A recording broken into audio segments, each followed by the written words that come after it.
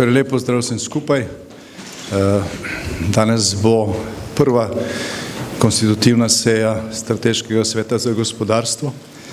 Izboljšanje gospodarskega okolja je za to vlado ena od ključnih prioritet.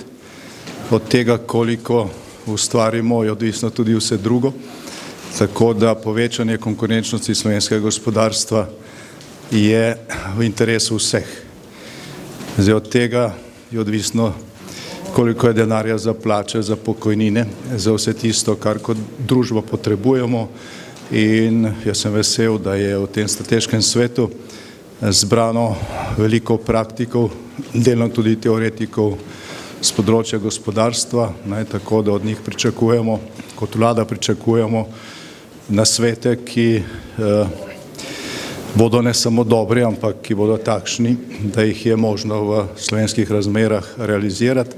Zahvaljujem se vsem, ki so pristali na sodelovanje. V prihodnosti bomo verjetno sestavo še delno razširili, tako da bo pokrito vse tisto, kar tudi v realnem življenju gospodarstvo pokriva.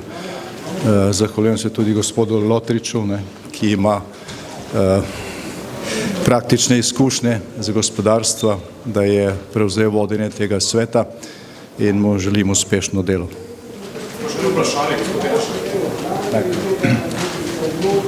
Lep dober dan želim. Torej, Strateški svet za gospodarstvo je posvetovalni organ predsednika vlade. Naš namen in cilj pa je, da oblikujemo pravzaprav to gospodarsko politiko, da naši predlogi najdejo praktične rešitve tako za zaposlene, kot pa tudi za podjetja.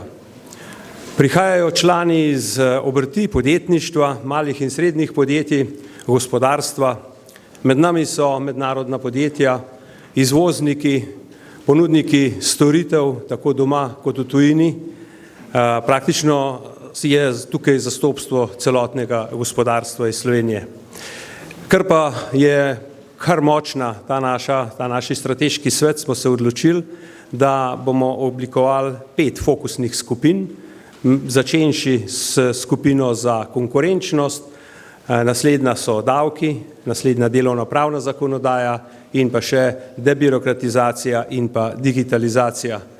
Zato, da bomo bolj učinkoviti, se bomo razdelili po teh fokusnih skupinah, v katerih pričakujem do 15 posameznikov, ki so eksperti iz posamezne skupine, tako da lahko pa že napovem, da smo že predhodno, v preteklih 2 mesecih, pripravili 17 predlogov sprememb tako na davčnem področju, na področju delovnopravne zakonodaje, debirokracije, ki jih bomo danes ob zaključku seveda tudi preposlali našim članom, tako da lahko že napovem naslednjo sejo v septembru, kjer bomo pa te praktične primere pretresli, ker strokovni strateški svet ni namenjen neki široki diskusiji, pač pa podajanju